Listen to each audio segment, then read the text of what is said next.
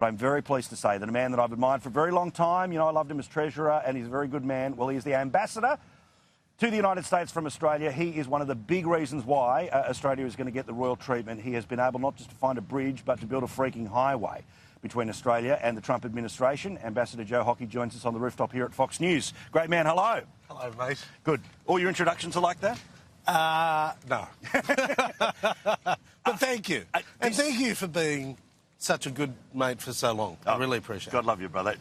This week, this is one of many highlights, but this is essentially the dream and the hard work of any ambassador is to get a face-to-face time with the president, let alone the marching band, the whole box and dice. Not since John Howard has this happened. How big is this week for Australia? Well, it's a very big week. You've got... they had rehearsals outside the White House yesterday, and thousands of people were watching the rehearsals and seeing all the Australian and American flags just for the welcoming ceremony, let alone the state dinner. There's only, as you said, been one before. And in fact, we were negotiating to be the first, but timings didn't work out. France had the first.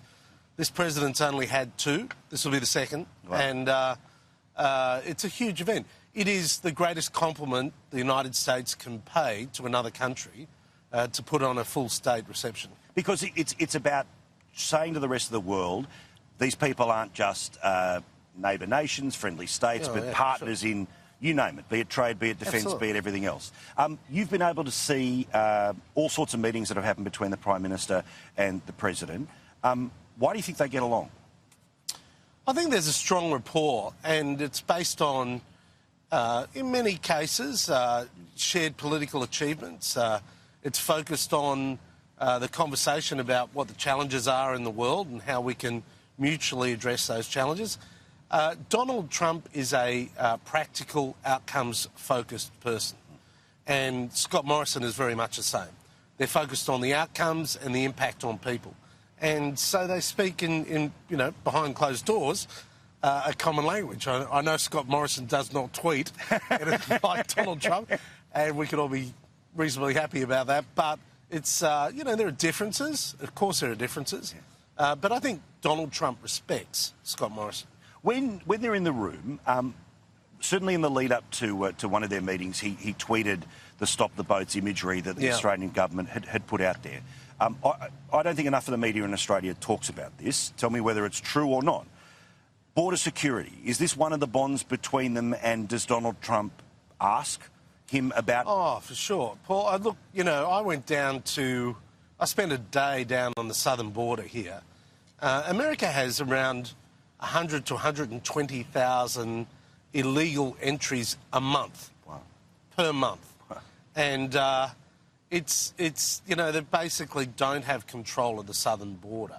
I mean, it's a very complicated scenario because it's very different to the moat that Australia has around it. But it is creating some big social challenges. And it's not just about people coming into the US, it's about what some people are sending into the US. And northern Mexico is a very tough area. Yeah. A very tough area. And, I think any country should want to protect its borders, control its borders. And the United States and President Trump are saying, we want to control our borders. And there's a lot of support here. How did you build the relationship with Donald Trump? It's a long story. Is it golf? Is it how did it become so familiar, so respectful now that what's about to happen is about to happen? Well, I think it does make a difference sending a former senior politician over here.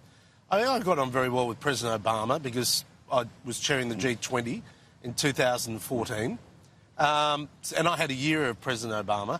But during that year, the election year, I was watching during the Republican primaries Donald Trump's campaign, and I thought, this guy might win. And a lot of people back home, in fact, everyone back home, was quite shocked. And I reached out to then candidate Trump's campaign, and he had two policy advisors, Stephen Miller and Sam Clovis. I invited them around to my house for a cup of tea, and they said no one has spoken to us. No one will speak to us. Wow. Why are you doing that? And I said, well, I might not agree with some of the things your candidate is saying, but I think you can win. And look, I want to explain to you about why Australia believes in the TPP, why we have strong border control, etc. So we started that relationship, and it was first in. And you know, the other thing you got to do, you just can't be carried away with the tweets and the invective. I mean, it's you know, you've got to be utterly professional and cast aside your own views and just deal with what is really being done.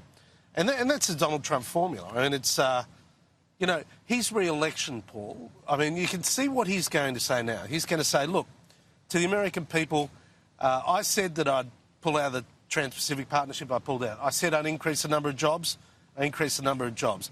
I said I'd fight opioids, I fought opioids. I said I'd control our borders, we're controlling our borders. I said I'd move the embassy to Jerusalem, I'm doing that. When did you last get a politician that did everything that they promised? Well, let That's his line. Well, let alone big things too, where certainly for many people watching back home, out of Paris, you know, that's right. those Things sorts like of, like, I said it, you did it, exactly. you hired me, you hired a disruptor, surprise, surprise. Yeah, exactly right. And he's going to say, look at the other side, they're career politicians, they're Washington. Yeah.